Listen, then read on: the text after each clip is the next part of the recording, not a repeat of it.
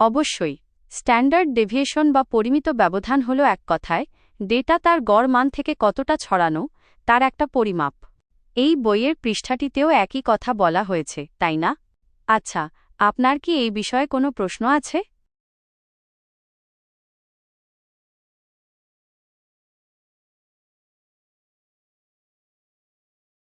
আচ্ছা, তাহলে শুরু করা যাক।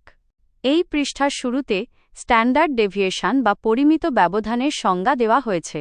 মূলত পরিমিত ব্যবধান হল ডেটাসেটের মানগুলো তার গড় মান থেকে কতটা দূরে ছড়িয়ে আছে তার একটি পরিমাপ। এরপর পরিমিত ব্যবধান বের করার একটি সূত্র দেওয়া আছে। এই সূত্রে ডেটাসেটের প্রতিটি মান থেকে গড় মান বিয়োগ করে সেই বিয়োগফলকে বর্গ করা হয়। তারপর সব বর্গ করা মানের গড় বের করে তার বর্গমূল নেওয়া হয়। এই সূত্র ব্যবহার করে টেবিল 17.6 একটি উদাহরণ দেখানো হয়েছে। এখানে ৮ জন বিক্রয়কর্মীর বিক্রয়ের ডেটা ব্যবহার করে পরিমিত ব্যবধান বের করা হয়েছে।